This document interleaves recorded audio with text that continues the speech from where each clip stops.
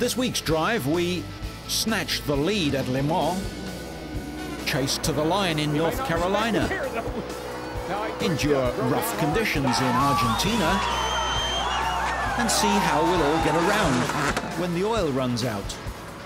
All this and more in this week's Drive.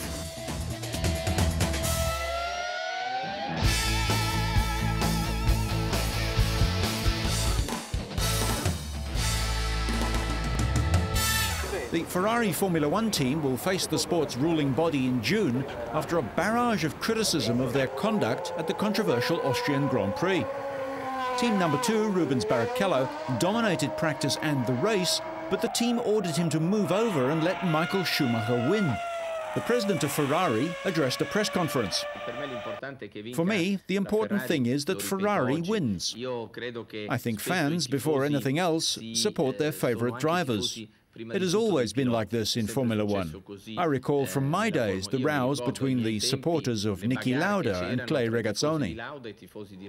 Brazilian Rubens Barrichello led the race from the start, but slowed under team orders, allowing Michael Schumacher to win on the final lap, gifting Schumacher his 5th win in 6 events. A win would have been only the 2nd in 153 races for Barrichello. In Austria, Schumacher put Barrichello on the winner's podium and gave his Brazilian teammate the trophy. Just 3 days later, Schumacher won the 3rd annual Laureus World Sportsman of the Year award in Monaco. The high-profile awards ceremony attracts various celebrities. McLaren driver David Coulthard shared the taxi fare with fellow Scot Sean Connery. The event honours the achievements of the world's greatest sportsmen and sportswomen, nominated by a panel of 1,000 sports journalists from 75 countries. Montoya won World's Best Sports Newcomer, presented by former world champ Emerson Fittipaldi. It feels fantastic. It really, it shows the job I've done in the years, the right job, and, it shows I'm going the right path. So it's really fantastic.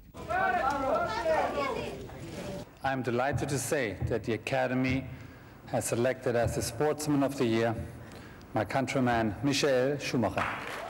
In winning the award, Schumacher edged out top golfer Tiger Woods, winner for the last 2 years of the Sports Oscars. I simply want to say thank you to the people who vote me. It means a lot to me, and I'm finding a beautiful place to put this. Thank you very much. Thank you.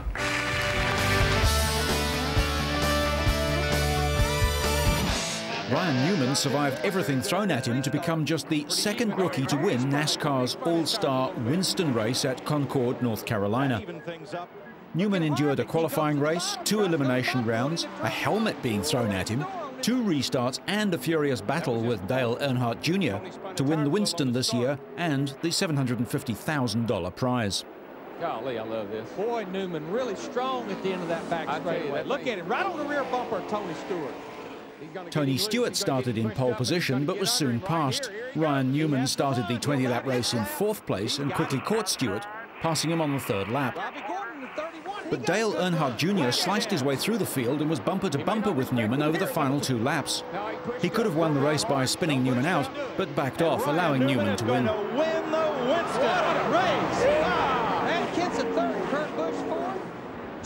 The 24-year-old Newman joined Earnhardt as the only rookies to win the event, and Michael Waltrip as the only driver to take the title after making it into the field through the qualifying race. Junior would sail around him on the outside.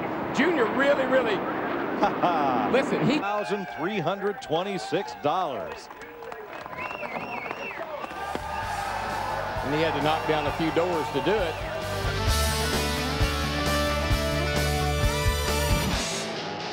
Off to France now, where reigning MotoGP champion Valentino Rossi was, as ever, the man to beat. On pole for the 4th consecutive time, the Italian started in customary blistering style and held the lead for the opening 10 laps. After Spaniard Carlos Checa's Yamaha slid off the track behind him, however, Checa's teammate Max Biaggi seized on a brief lapse of concentration from Rossi to grab the lead, with Toru Okawa also making the most of the opening to move into 2nd place.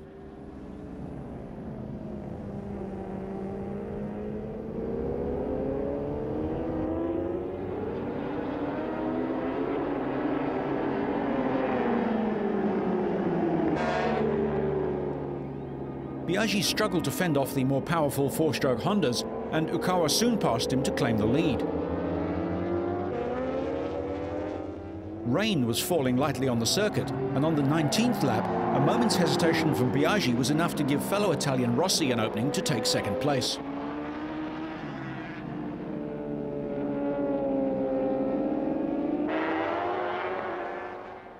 On the next lap, the world champion passed his teammate to reclaim the lead.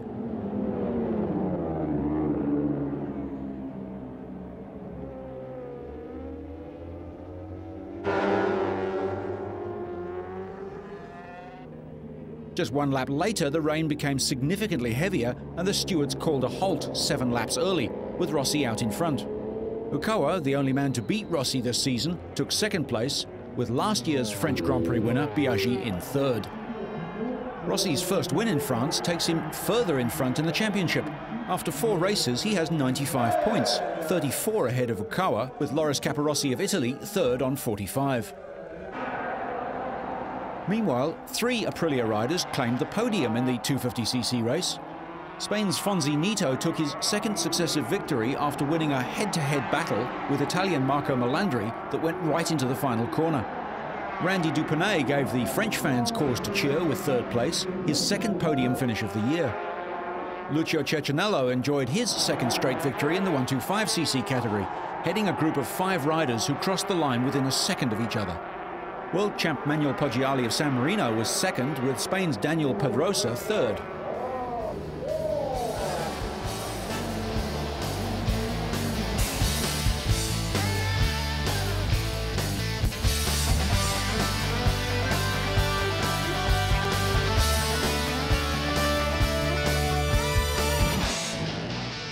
The Argentina rally was held despite the climate of economic crisis and violence gripping the South American country. Security is a major problem where the banking system is paralyzed and the economy virtually at a standstill. It was uncertain whether the event would go ahead, but funds were put in place to finance the rally. Members of the Mitsubishi and Hyundai teams were robbed in a restaurant days after they arrived in Argentina. 3 men entered the restaurant and held a gun to the head of British TV presenter Robbie Head in the attack. 3 arrests were made by police shortly afterwards. Despite the threats, around 600 employees of the 6 manufacturers' teams went to Argentina for the event, but they had armed guards at their hotels. Armed guards were also sent to most popular restaurants, and there were 35 extra police vehicles patrolling the streets. Rally spokeswoman Laura Ceraso said all emergency measures were working so far. We made a kind of a bank at the headquarters in order to, well, give that facility for exchange money or do another financial operations. And what concerns safety, of course, they were especially worried for the long way from the port of Buenos Aires up to Villa Carlos Paz. And that's why we asked the army, and they agreed, to accompany the long convoy of the 44 trucks coming along the road, and that operation, which was quite complex, was made without any problem. Former champion Colin McRae is still chasing a good result for Ford. Tommy Mäkinen, after 4 world titles with Mitsubishi, is getting to grips with his Subaru this year, but it's the Peugeots which have dominated the 5 rounds so far. Marcus Gronholm set the early running on the crowd-pleasing Stadium Pro Racing Special Stage, and he ended the day 1 minute 43 seconds ahead. Tommy Mäkinen went faster in the Stadium, but ended with a broken windscreen.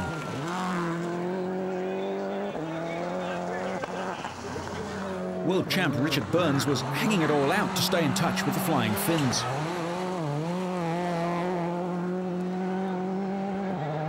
Organisers called off the first stage, the 23-kilometre Capilla del Monte, after deciding that spectators' cars lining the opening 4 kilometres were a threat to team safety. I don't know, we arrived there and they told us that too many people, too much spectators, so we couldn't start, so we took the way around. I came to the second stage.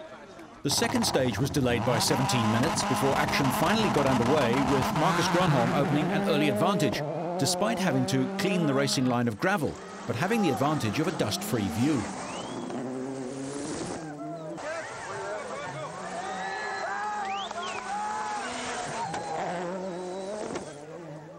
Tommy Mäkinen in car 10 and teammate Petter Solberg in 11 stayed close to Gronholm's times.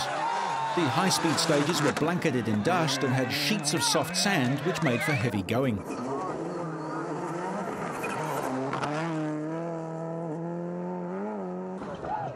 Behind the two Subarus came the Peugeot pair of Harry Rovanperä and Burns, but Harry was forced to retire when his engine failed on a road section, running on just 2 cylinders.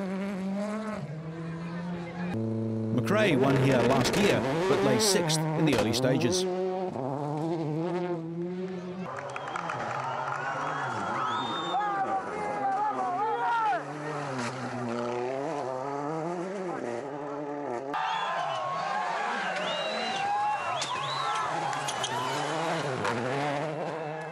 As Gronholm and the other top drivers tackle one of the fast stages, the crush of spectators and their proximity seems to invite disaster.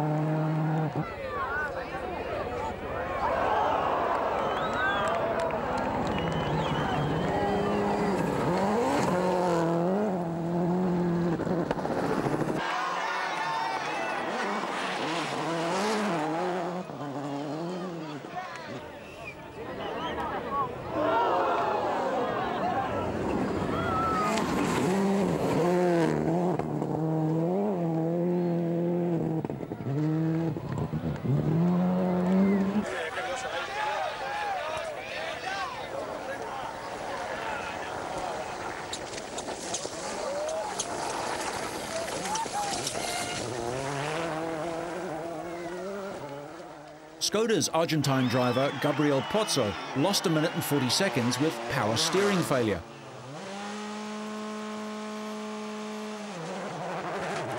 Gronholm held an overnight lead, but he lost 50 seconds in the opening stages the next morning through a loss of hydraulic pressure.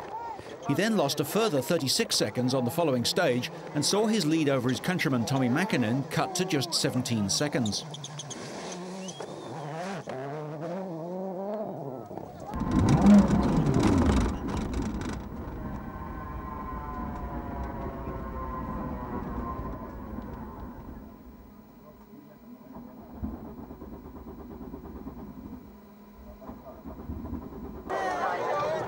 Mäkinen was fastest on the second stage, which was delayed as officials moved spectators off the course.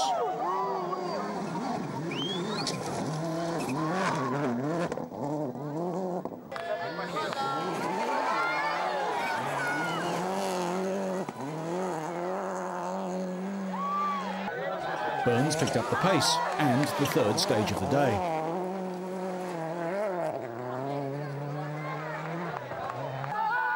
Norwegian Solberg was on the pace, but suffered a minor spin.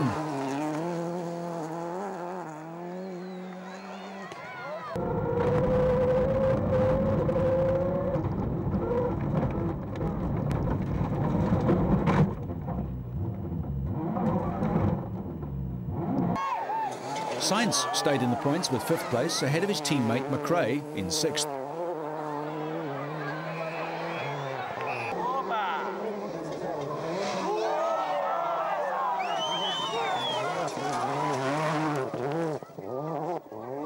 By the end of the torrid day, Gronholm's lead was just 6.6 seconds.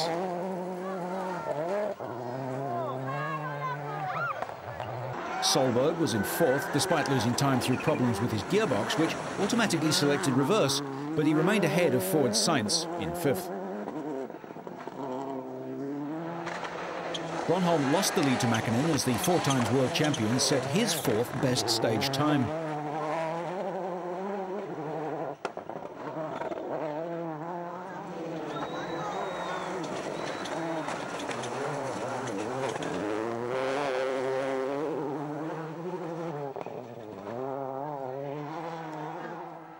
Peugeot's French driver Gilles Panizzi, driving a 4th works car, joined the list of retirements at the end of stage 16 when his car overheated. Ah, mierda, que vení pegado. Uy, cuidado.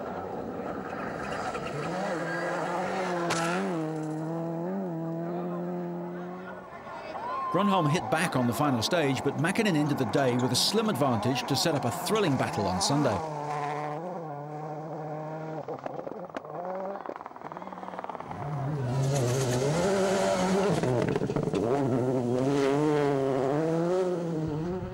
Burns, reigning world champion, held a comfortable third place for Peugeot after setting the quickest times on 2 stages. Briton Colin McRae took 2 best stage times in his Ford. Burns was 35 seconds off the pace, but stood to score a 4th successive podium for his new team if he could stay on the pace in the last 4 stages.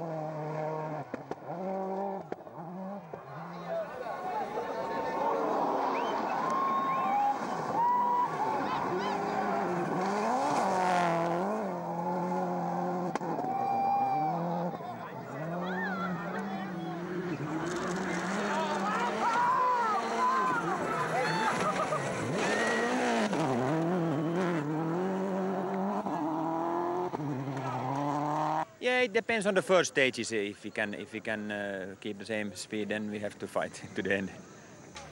Tommy, with just a half-second lead, there's going to be one hell of a battle to win this rally tomorrow. Yeah, I'm sure it's going to be a very, very exciting day. It is, as I said before, these last two stages, a lot cannot happen anyway if the weather is nice, and so it is very, very tight. The final day, and Gronholm's not sure he can beat Mäkinen.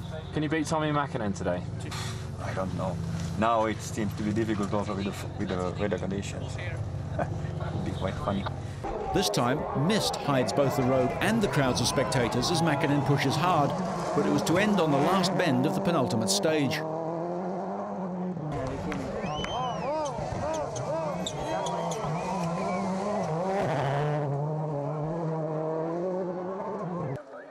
The Subaru star pushed too hard and rolled the car 5 times, going right over the head of a lone spectator.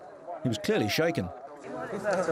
We just hit the bank, rear wheel to the bank, and it just poof. It was the braking, it just gets a little bit sliding too much, and we hit the bank, rear wheel. With Tommy out, Burns was looking at a Peugeot 1-2.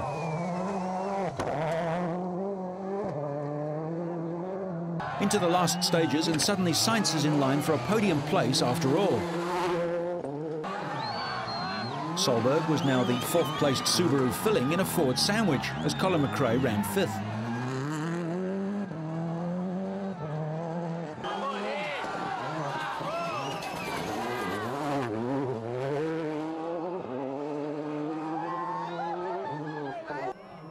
Gronholm looked to have it all sewn up, but Subaru lodged a protest after Marcus had trouble starting his car in the Parc Fermé area. Despite winning the event by over a minute after a faultless drive, Marcus was disqualified. His crew had pushed the car 10 metres when it had already left the area where help was allowed. This promoted teammate Burns, but 6 hours later, he was disqualified too for having an underweight flywheel in his engine. The elimination of the Peugeot pair elevated Sainz over a minute behind to his 24th career win, equalling Mäkinen's record. Solberg was 2nd and McRae 3rd.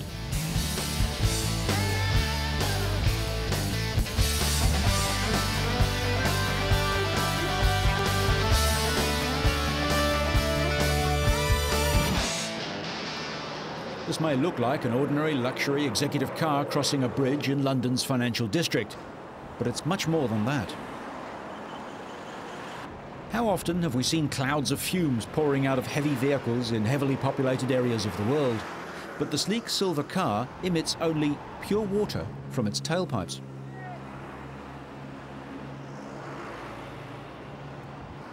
Car makers realise that when the world's oil reserves run out, probably sometime in the next 50 years or so, an alternative will be needed, unless we want to return to the days of the horse-drawn cart. BMW has developed a bivalent internal combustion engine which uniquely can run on both conventional petrol and on liquid hydrogen. Using this engine, customers can drive the car without any inconvenience, even before a complete network of hydrogen filling stations is established, using petrol if the next hydrogen station is too far away. Already, prototype BMWs have racked up over 100,000 trouble-free miles during development.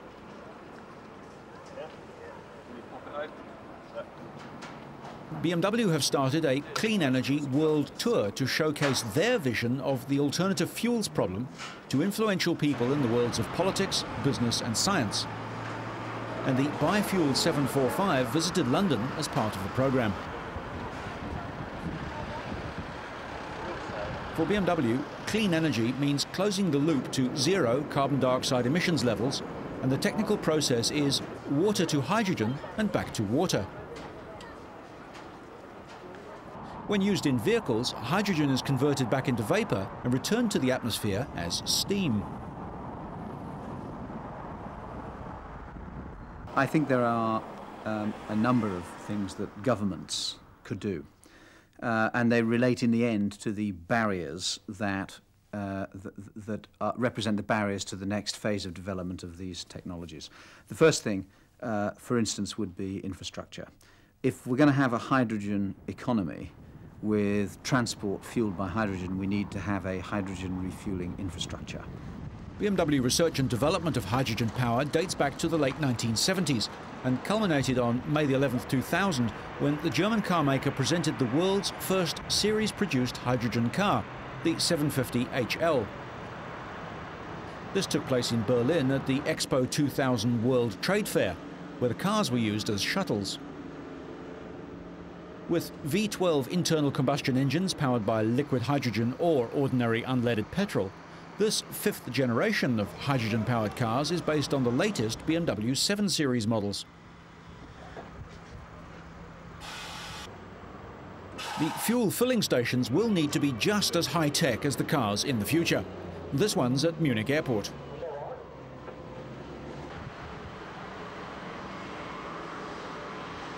Another area would be in technology. There are technology breakthroughs which we need to make, and these are best. We're already in some.